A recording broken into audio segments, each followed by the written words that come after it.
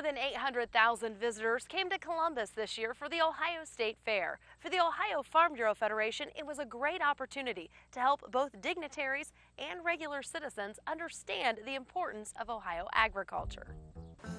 Each year, the Ohio Farm Bureau sponsors the Land and Living exhibit located in the nationwide Ag and Hort building. So, a terrific exhibit. I always enjoy this particular exhibit and meeting the young people who work here and spread the information about Ohio agriculture. I think our main story is that agriculture is important to you, even if you're not a farmer. And if we can help the fairgoer realize this by reading some information near the corn wall as they get some entertainment, or have their kids ride through the Ohio Farm Bureau Country Cruise, where they can learn about different green sources of energy and different crops in Ohio. We just want people to know that agriculture is important to them and our state's economy. It takes a lot of hard work and a lot of dedicated people to have such an exhibit.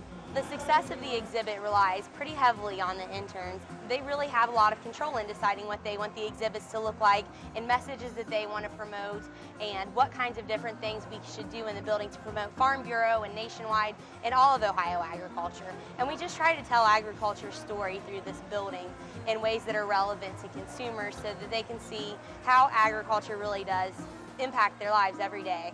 Forging a partnership between farmers and consumers is the vision of the Ohio Farm Bureau, and the Ohio State Fair is a perfect place to combine education with hands-on learning.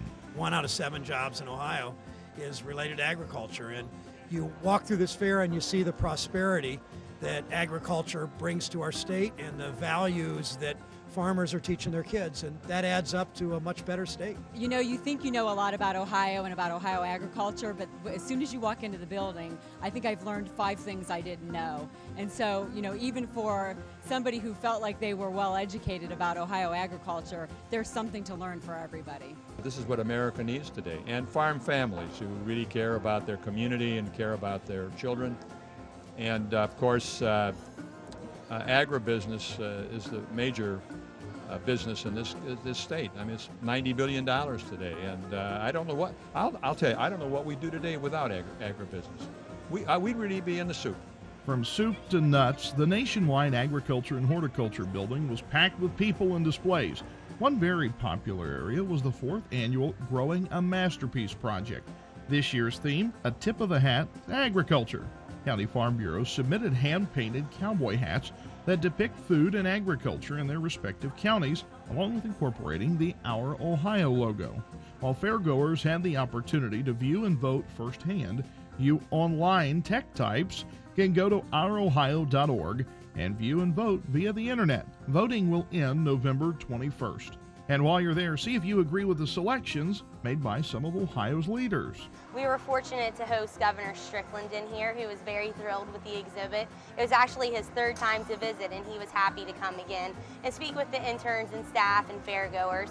We recently hosted Senator Voinovich and Brown in here, and they were excited to visit and more than happy to stop and talk. We also hosted State Auditor Mary Taylor, and of course the commissioners from the Ohio State Fair as well. People look to the Farm Bureau for information about agriculture, and because of what we are facing, and it's a problem that is impacting our entire economy, we've got to get serious about energy, how to best conserve energy, how to best produce energy, how to produce energy from different sources. With the challenges that we face come opportunities. And if we take advantage of the opportunities that this energy situation presents to us, we can have a growing, thriving economy in the future while making ourselves less dependent on foreign sources for our energy needs. What the governor and I have worked on is we want to make Ohio the Silicon Valley of alternative energy. That means wind turbines, and I know there are wind turbines going up on farms now. It means what we do with biofuels. It means solar panels, both manufacturing and agriculture in this state. And we can make us more prosperous as a state. If you think about what would your life be like without agriculture or the Farm Bureau, you could make a very long list of how our lives would be completely different. And so certainly we owe a debt of gratitude to the Farm Bureau and the farmers of Ohio to allow us to have the types of lives that we have here in the United States and across the world. They're coming up with new products, and all of this is adding to to the economy of the state of Ohio and the creation of jobs, new businesses that are coming into being because of this close connection between technology and agribusiness. The climbing corn wall, the pedal tractor course, the displays, and the fair itself have all been packed away.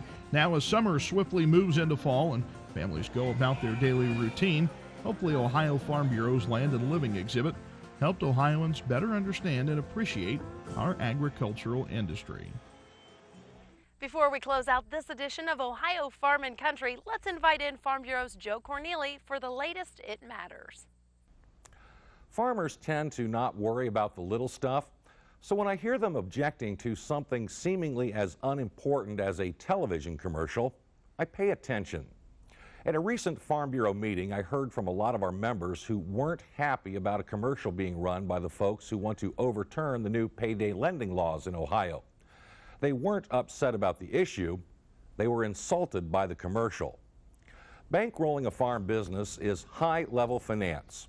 Modern farming requires capital in the tens or hundreds of thousands, even millions of dollars. I can't say that no farmer has ever used a payday lender, but I can tell you that spur-of-the-moment high-interest rate loans are not a part of a farmer's financial strategy. Another irritant is that the bogus farmer in the ad butchers the English language. His horrible diction and grammar give the impression that farmers somehow lack the capacity to speak intelligently. If the creators of the ad had bothered to talk to some farmers, they'd have known better. And for pure irony, farmers don't even have paydays, or at least not like those of us who work in offices or factories. Payday for the farmer comes sporadically throughout the year when crops and livestock are sold.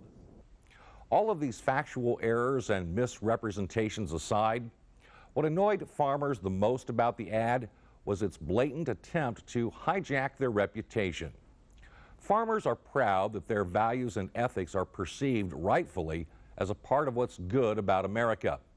They have worked for generations to build trust and appreciation among consumers, which makes them understandably protective of their standing in the community.